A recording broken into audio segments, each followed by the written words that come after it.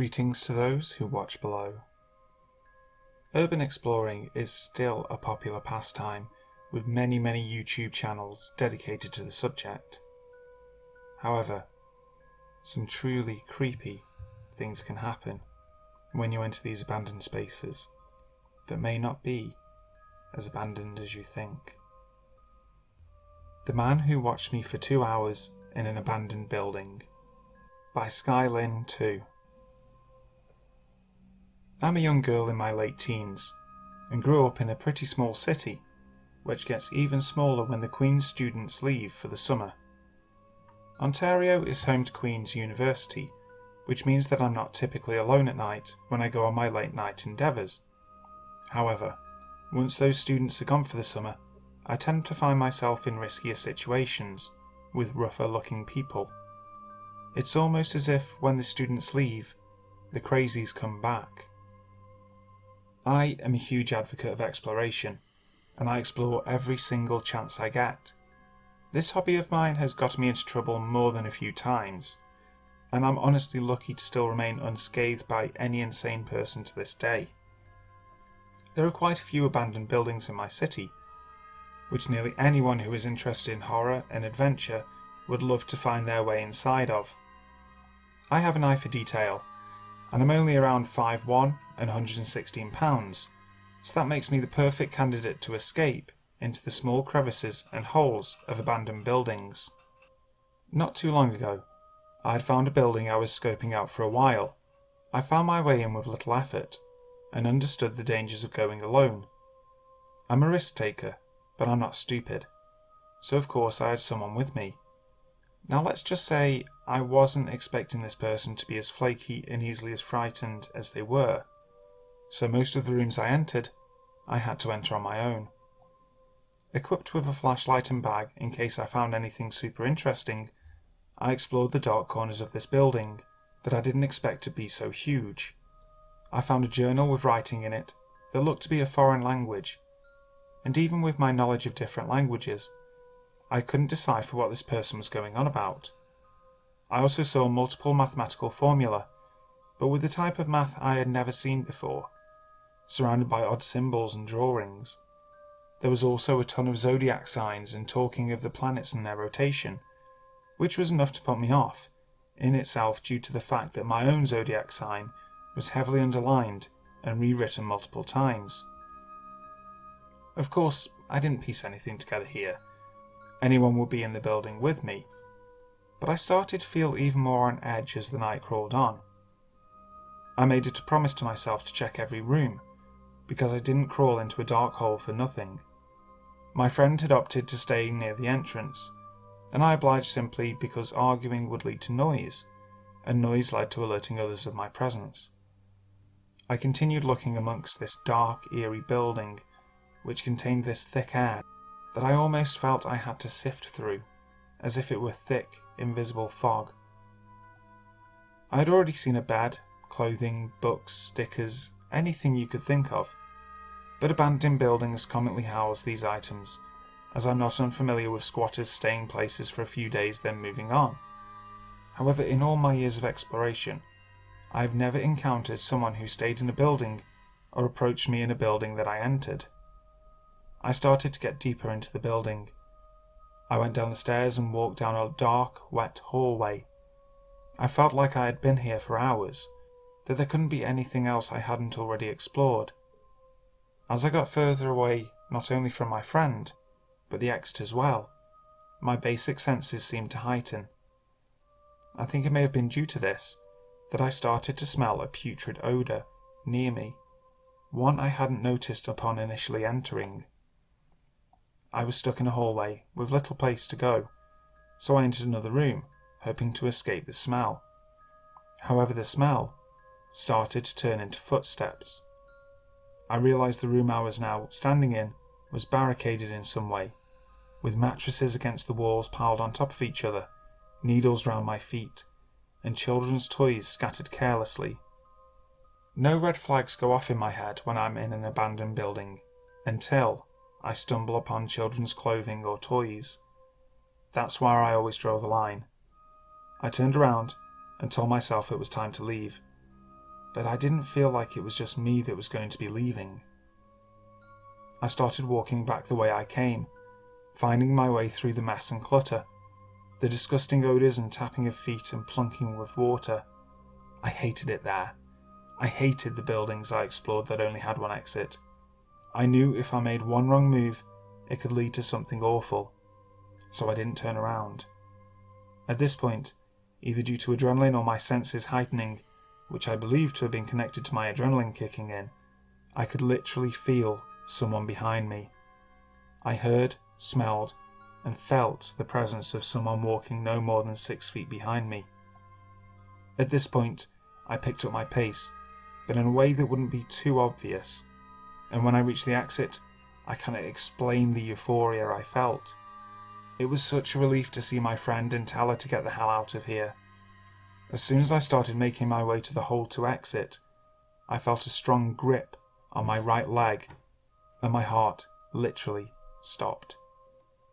Whoever was in this building had clearly been following me and watching me the entire time, but didn't bother touching me until the second I tried to leave. I didn't even look back. I just started kicking my leg and screaming. At this point, I didn't care about people hearing me.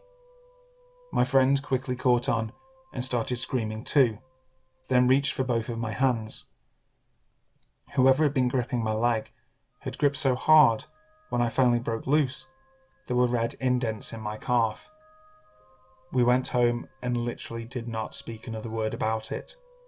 Actually, I tried to change the subject in my shivery voice, because I was so scared whoever this person was would have been following us home as well. We weren't followed anymore, and my friend proposed that it may have been someone else exploring, or a teenager up to no good that wanted to scare me by following me and grabbing me so I would assume I was in danger. Personally, I don't believe that. No normal person smells that horrible, or has that much time to follow around a girl through an abandoned building that to my initial inspection had been abandoned for nearly 3 years. I assumed it was safe, since there was no sign of anyone for so long. The next morning there were purple bruises on my leg. I didn't go to the police, because it's not a great impression to be entering abandoned buildings in the first place. I don't really know what to make of this experience, but I'm so happy I'm alive, and that whoever that was didn't grab me sooner. Always, always, always bring someone with you when you explore buildings. If it wasn't for my friend grabbing me, I don't know if I would have been able to kick my way out of there. Abandoned House Creepy Encounter by Sirenofaurora. For the last few years, I've been really into urban exploring and photographing old homes, farms, factories, and cars left behind to rot and be reclaimed by nature.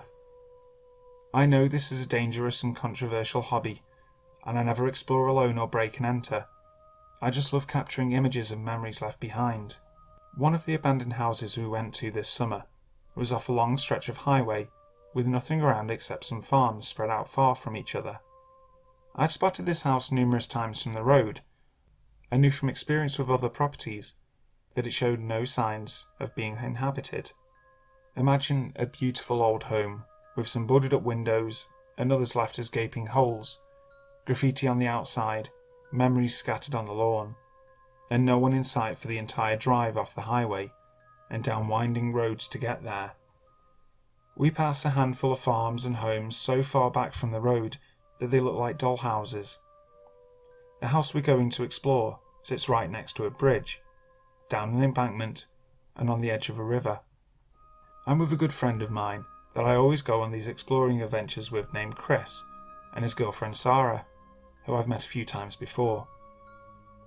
We park at the end of the long driveway and walk up nearly 1 kilometre to the house. The driveway leads us to the back of the house, so we walk around to the front door, and there is lots of debris surrounding the house. Old records, letters, prescriptions, paperwork, greeting cards and art. It seems like all the insides of the house are outside. Not terribly unusual, because some of the windows are missing. I stop and read some of the cards, and take pictures of the old records left in the lawn. We go round to the side of the house and approach the front, and there's a large, freshly patted down rectangle of dirt. It was nearly the size of a deep freezer, big enough to fit a body. I'm not sure why this was my first thought. Too many horror movies, maybe. We stand around apprehensively, trying to reason this out.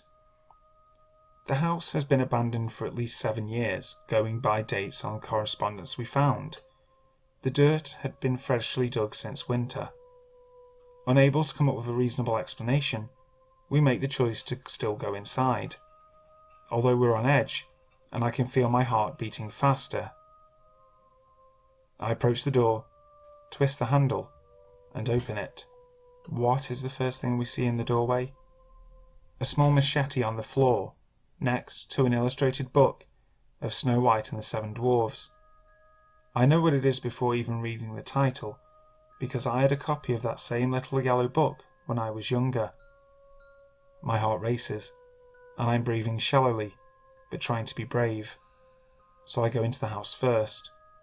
Chris and Sarah follow closely behind. It's darker because of the boarded up windows on this side of the house, and the little streams of sunlight peeking through the board blind me when they catch my eyes. But they light the way for us, and cast a glow on the debris of the hallway, an old fridge and a deep freezer lying on their side. I feel compelled to look inside them. Paranoia tells me there's a body inside, but there's nothing.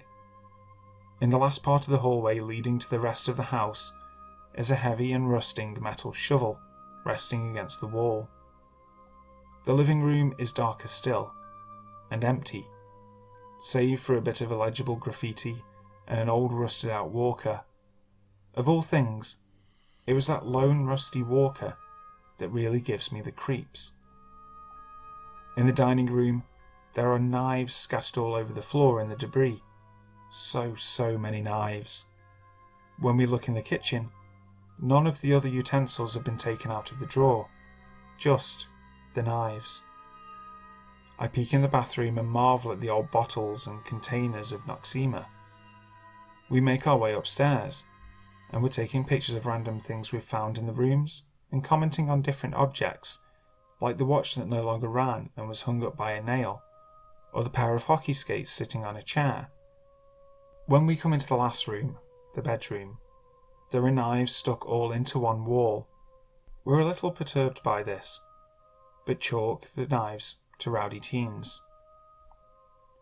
We're standing near the stairs to go down to the first floor and head home, when we hear an angry, raspy man's voice growl, "Hello?" My blood runs cold. The grave outside and the knives have set a very eerie horror movie type feel to this house, and we stand still in silence as the air starts to feel thick. I kick myself for not listening to the signs that were telling me not to go inside. "Who's in there?" Again, the angry, raspy voice yells into the house. We're starting to panic and look at each other for reassurance, while asking each other quietly, "Who do you think it is? A drifter? A killer? A nearby farmer who saw our car at the end of the driveway?" We weigh out our options in whispers, and I say, "Let's just get out the house, and we can be honest and tell them we were just taking photos of the old house. It's probably a neighbour or someone who saw our car. And worse comes to worse, we run." Again, the voice. "Hello? Who's there? Hello? I'm coming in." The voice is angry, and you can almost hear it shaking with rage.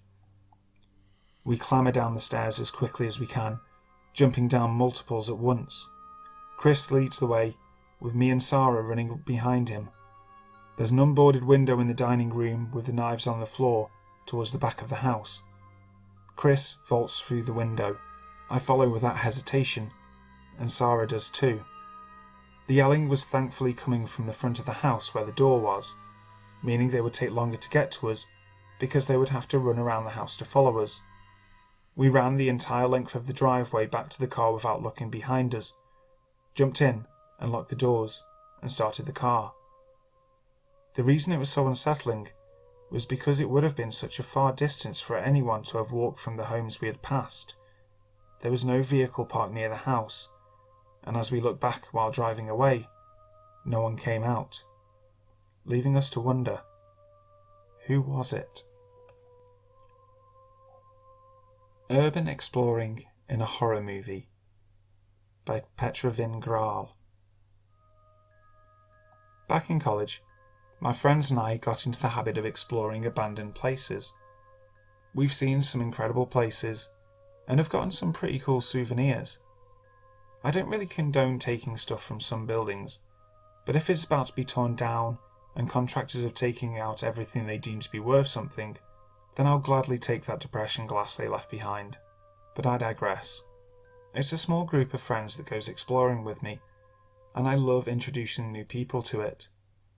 A friend of mine had asked me on several occasions if I could take him somewhere because he never went exploring before. I decided to take him to an old paper factory that didn't have much inside, but did have an absolutely beautiful view of the city from the roof. Also, it was incredibly easy to get in and out of. We went with a few other people, but two of my friends had decided to wait outside for us, since they had been in the building a few too many times to find it interesting anymore. As we went to climb inside, a drunk couple came out. Not unusual, a lot of people use the building to smoke, drink or paint in, and we asked if there were many people inside. They said they thought it was mostly empty, but they heard someone banging around a few floors up that startled them. They said he sounded angry, and maybe we should avoid the roof. Since we weren't there to drink or anything, the roof was our only goal. We decided to take our chances and head up. After all, it is a massive building, and we didn't think we would run into the guy. We walked up 10 flights of stairs, and then climbed the ladder to the roof. My friend's impressed, and the view is awesome. As we were about to head back down, my friend waiting on the street calls us. He says that a man has passed out in the street, and the two of them pulled him out of the way of traffic and called an ambulance for him. They suggest we wait out on the roof to avoid exiting the building while the cops are there. Neither of us can afford the $5,000 fine or 2-week jail time just for looking at the city from an abandoned building. We wait, but we probably shouldn't have waited on the roof. We get the all clear from my friend to come back down and head to the ladder. My friend goes first, and then our flashlight dies. The ladder is tricky to get onto when you can't see it, and it's missing some rungs. I come down very slowly in the dark, afraid of hurting myself. I hop down, and my friend tells me very quietly that he hears someone in the room next to us. I shrug it off. We already know people are in the building. Then, the screaming starts. At first, it almost sounds like one of my friends who waited outside yelling my name. I hesitate at the top of the stairs, just outside the door of the room the screaming is coming from, trying to decide if it is him, and he's playing some sort of prank. The guy I came into the building with grabs my wrists, and we start running down the stairs. At this point, it's obvious it's not my friend, and it's just guttural, intense screaming. We start running down the stairs, and then hear really loud banging to go with the screaming. It sounds like this guy is a very heavy object that he is swinging at the walls and exposed pipes with. There's only one flight of stairs, because every other way down is out of order freight elevators, so we are trapped in this stairwell, and it's still 10 flights till we reach the ground floor, and have to book it to the opposite side of this factory, and back out the hole we climbed through.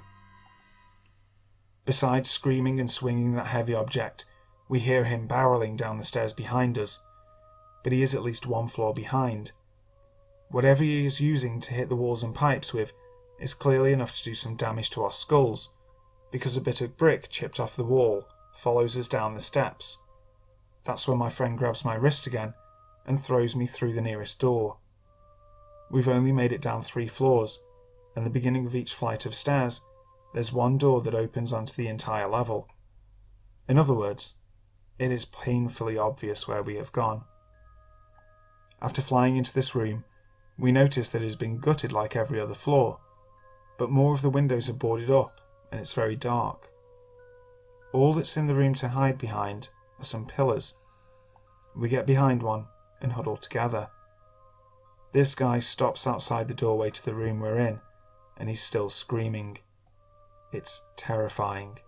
Then he starts swinging his weapon around and slamming it into the door frame. We're sure he is going to come in, and the only way out is the door he is currently standing in. Neither of us ever look around the pillar to see the guy, and we have no idea what his weapon is. Nearly 4 minutes pass, and he hasn't stopped screaming. For whatever reason, he doesn't come into the room we are in, but starts running down the stairs. We can hear him hitting pipes and smacking walls, and we just wait. We have 7 floors to go down, and could pass him in any doorway on the way down. Eventually, the screaming and banging stops, but we still think we should wait. That's when we hear something from a different corner of our room. There's just enough light from a window in the back that hasn't been boarded up, and we see a figure get up off the floor. This person has been in the room with us the entire 7 or 8 minutes we've been in here, and they haven't let on until now. This person, who is in front of the only light source, so we just see a totally black figure, is now shuffling towards us without making a sound.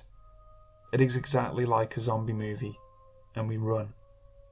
We don't bother to find out what this person's deal is, and temporarily forget about the first clearly dangerous guy. For an asthmatic, I hold ass down the stairs and never pause to catch my breath even once. As we're reaching the bottom of the stairwell, the screaming starts again.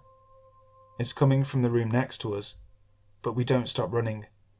The hole in the wall that we climbed through to get into the building is yards away, and this man comes crashing out of the room behind us.